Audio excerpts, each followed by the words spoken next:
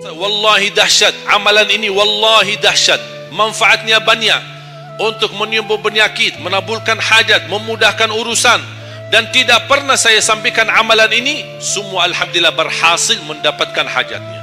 Karena itu saya kasih satu amalan, insyaallah mudah-mudahan bermanfaat. Sedekah subuh.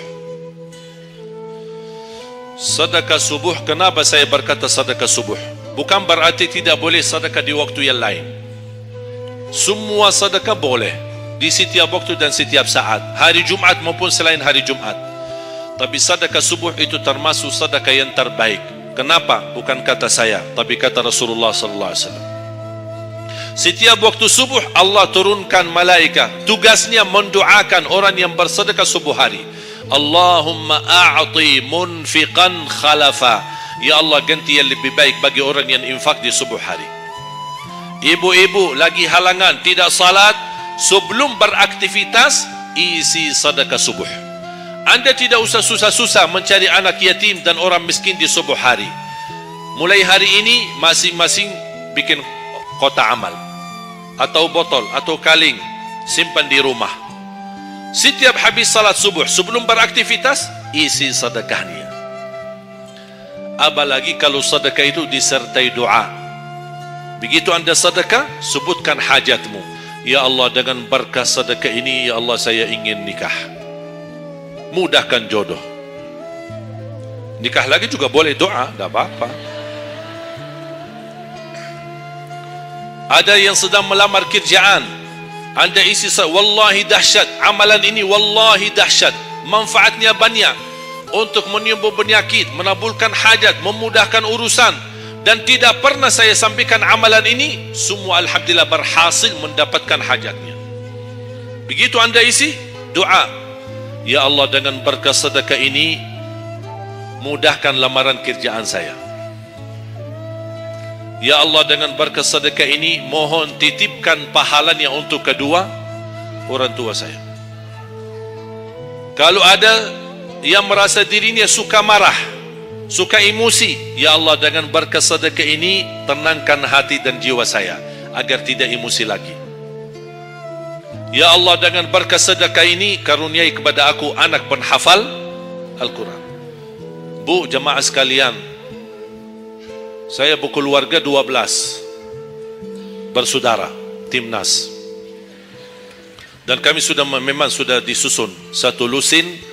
12 ini mempersiapkan kalau timnas kita belum mampu membawa juara, insyaallah kami sekeluarga siap mengganti timnas. Alhamdulillah, dari saudara saya 12 ini 10 penghafal Al-Quran. Tapi orang tua saya awam, percaya enggak? Orang tua saya bukan ulama, bukan kiai, bukan ustaz. Ayah saya belajar kelas 3 SD. Ibu saya tidak pernah masuk sekolah sama sekali. Sampai usia 40 tahun masih buta huruf, tidak bisa baca Quran. Tapi Allah berikan karunia keturunan penghafal Al-Quran. Berkat apa? Salat mereka dan sedekah mereka, termasuk doa. Itu perjuangan mereka. Alhamdulillah, sekarang ayah saya, ibu saya penghafal Al-Quran, yang jadi gurunya anaknya sendiri. Sekarang di Indonesia saya bawa 5 adik saya dan ditugaskan menjadi imam tarawih. Saya bawa mereka pindah dari Arab kemari. Ada 5. Yang perempuan sudah dinikahkan sama orang Indonesia, orang Jakarta. Dan saya dorong adik saya yang perempuan untuk menghafalkan suaminya biar jadi penghafal Quran. Yang 4 laki-laki, ada yang 2 bawa istrinya masing-masing dari Arab, yang 2 lagi saya nikahkan di Indonesia sama orang Indonesia. Ada 1 sama orang Sunda, 1 sama orang Lombok. Jangan khawatir Bu, masih ada lagi. Bahkan saya dorong adik-adik saya semua wajib nikah 4. Masing-masing 4 istri. Kenapa? Supaya banyak keturunan. Kalau bisa setiap satu istri 12, satu lusin. Masya Allah, luar biasa. Mengapa? Karena kita punya perjuangan yang masih panjang. Cita-cita saya mencetak 1 juta penghafal Al-Quran di Indonesia. Ketika saya datangkan adik saya tugaskan sama mereka dan tegas. Kalau kalian datang hanya mau berhiburan, pulang. Kalian di sini untuk bersama-sama memperjuangkan untuk mencetak 1 juta penghafal Al-Quran. Dan alhamdulillah program ini sudah jalan. Dan kita terus memperjuangkan, dan saya harap semua jamaah insya-Allah berkenan terlibat dalam program ini. Cita-cita saya semua masjid se-Indonesia insya-Allah diimami imam penghafal Al-Quran 30 juz. Bahkan lebih hebat lagi cita-cita saya, insya-Allah saya yakin akan terjadi.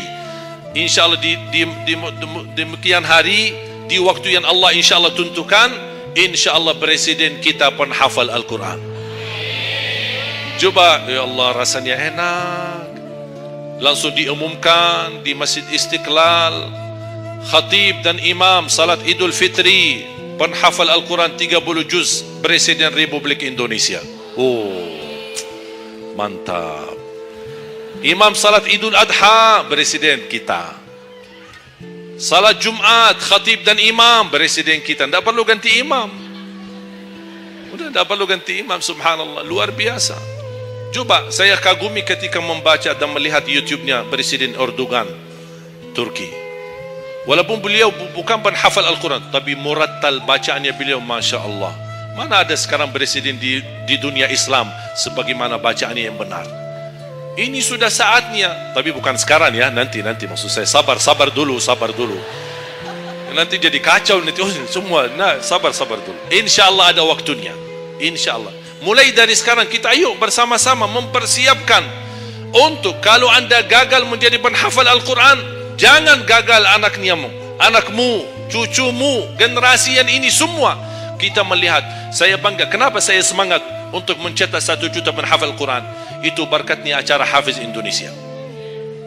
Nonton kan acara Hafiz Indonesia? Nangis ya? Habis tisu kan? Tahu enggak salah satu karunia Allah untuk Indonesia? Ada teman saya berusaha punya TV di Arab. Beliau ingin membuka dan membuat acara Hafiz Indonesia versi Arab, tapi gagal. Kenapa? Karena tidak menemukan jumlah yang banyak penghafal Al-Quran di bawah usia 10 tahun. Hanya Indonesia saja. Malaysia kalah, Indonesia saja di bawah 10 tahun. Dan sayang sekali, memang anda yang nonton acara Hafiz Indonesia, anda nonton acara yang sudah jadi, tapi anda belum tahu apa yang kami berjuangkan di belakang layar.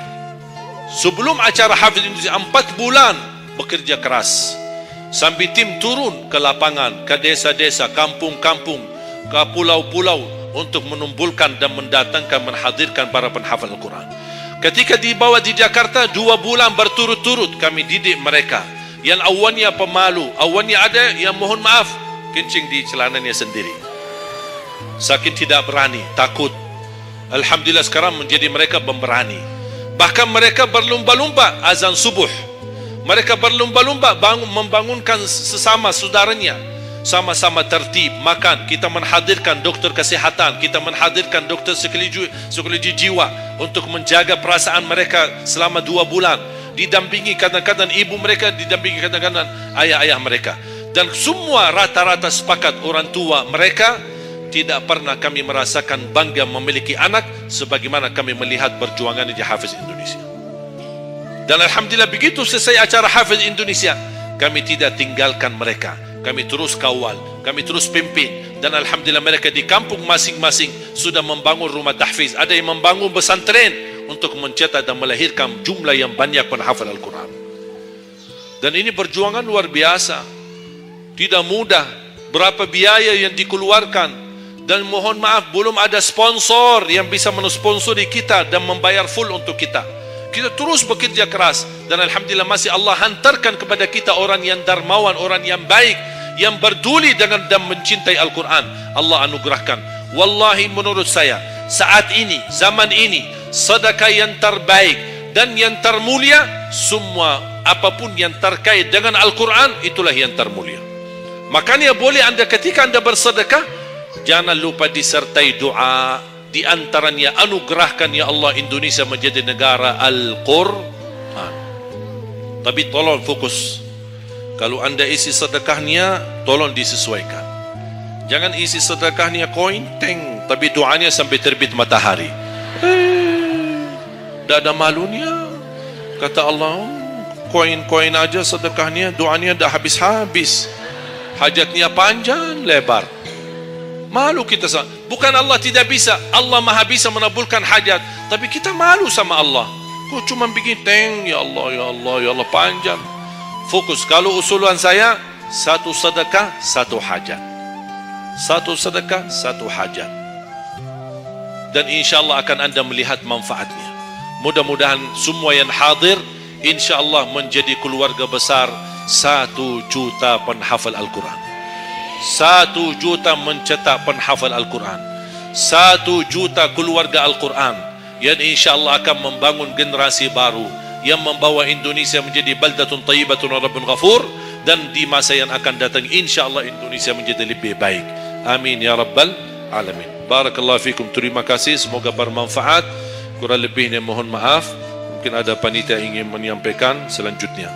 Wallahu a'lam. Subhanakallahumma bihamdika asyhadu an la ilaha illa anta astaghfiruka wa atubu ilaik. Wassalamu alaikum warahmatullahi wabarakatuh.